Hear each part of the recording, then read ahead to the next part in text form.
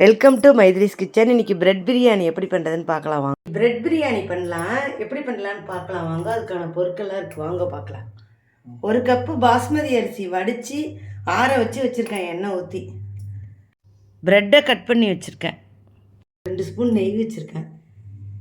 கரம் மசாலா பொடி 1/2 ஸ்பூனு, வரமிளகா பொடி 1 ஸ்பூன் வச்சுருக்கேன். பட்டை கிராம்பு எல்லாம் வச்சுருக்கேன்.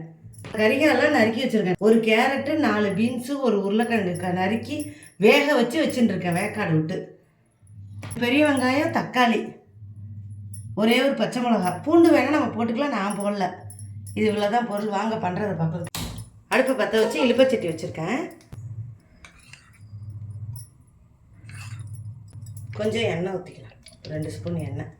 இதுக்கு கொஞ்சம் நிறையாவே வேணும், அப்போ தான் நல்லாயிருக்கும்.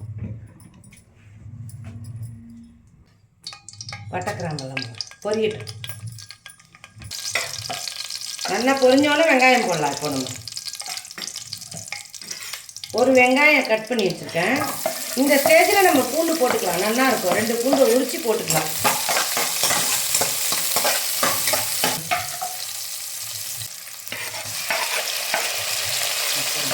தக்காளி போட்டுக்கேன்.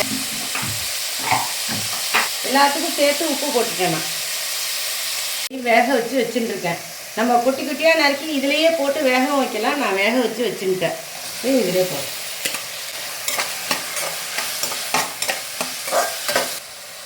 இந்த வரமிளகா பொடி போட்டு இதை 1 நிமிஷம் மூடி வச்சிடலாம். அடுப்பை சின்னதாக வைப்போம். ப்ரெட்டை பொரிக்கிறதுக்கு எண்ணெய் ஊற்றேன், தேவையான கொஞ்சமாக எண்ணெய் ஊற்றிண்டா போகிறோம் நம்மளுக்கு. காயட்டேன். இப்போ நம்ம ப்ரெட்டை போட்டுக்கலாம். எல்லா ப்ரெட்டையும் போடுறேன். கொஞ்சம் கொஞ்சமாக போட்டு பொரிச்சு எடுத்துக்கலாம். நல்லா ப்ரௌன் கலராக வரணும். நல்லா பொரிட்டு அதுக்குள்ளே இது வதக்கிறத பார்க்கலாம். நல்லா வதக்கிட்டு தக்காளி வெங்காயம்லாம் நல்லா வேகட்டும். தண்ணியில் நம்ம எதுவுமே ஊற்றணும்.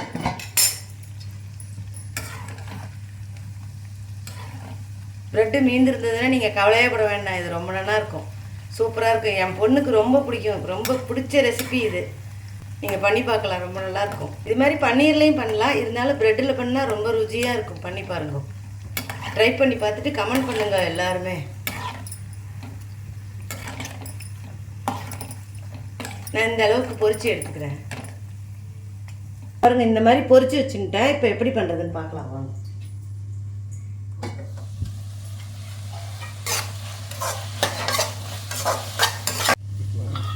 நான் பாருங்க 1/2 கரண்டி தயிர் ஊற்றிக்கிறேன். இப்போ இந்த கரம் மசாலா பொடி கடைசியாக தான் போடணும். போதும், 1/2 ஸ்பூன் போட்டிருக்கேன். பாஸ்மதி அரிசி இந்த மாதிரி வடித்து நம்ம ஆற வச்சு வச்சுக்கணும். சாதா அரிசி, பொன்னி அரிசியிலையும் நம்ம பண்ணலாம். இருந்தால் இதில் பண்ணலாம், இது இல்லைன்னா அதில் பண்ணலாம். இதில் தான் பண்ணணுங்கிறதெல்லாம் இல்லை. நான் அது இருந்தாலும் அதுலேயும் பண்ணுறேன். ஒரு தடவை பண்ணி காமிக்கிறேன் உங்களுக்கு. இப்போ இந்த ரைஸை போட்டுருவேன்.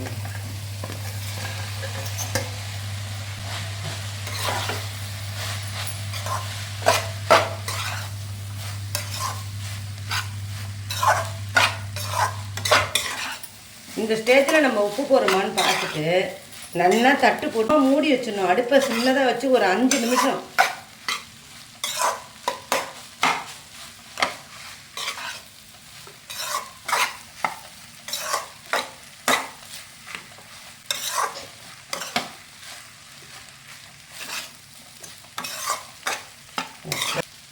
ஒரு டம்ளர் அரிசிக்கு 1.5 டம்ளர் தண்ணி வைக்கணும்.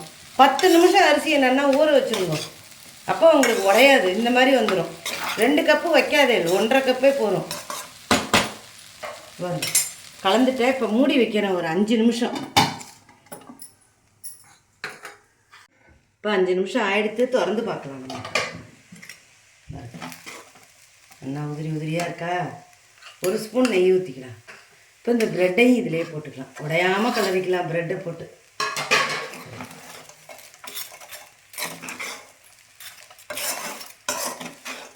புதினா இருந்தால் போட்டுக்கலாம், என்கிட்ட இல்லை, அதனால நான் போடல. சூப்பராக இருக்கும், சாப்பிட்டு பாருங்க. தயிர் பச்சடியோடு சாப்பிட்லாம், ரொம்ப நல்லாயிருக்கும். Bread biryani ready. பாருங்க, நல்லாயிருக்கும். இந்த ப்ரெட்டெல்லாம் இதில் ஊறிடும். மேலாப்பில் கொஞ்சம் கொத்தமல்லி போட்டுக்கலாம். பிரியாணி ரெடி. பிரெட் பிரியாணி சூப்பராக இருக்கும், ரொம்ப நல்லா இருக்கும், பண்ணி பாருங்க.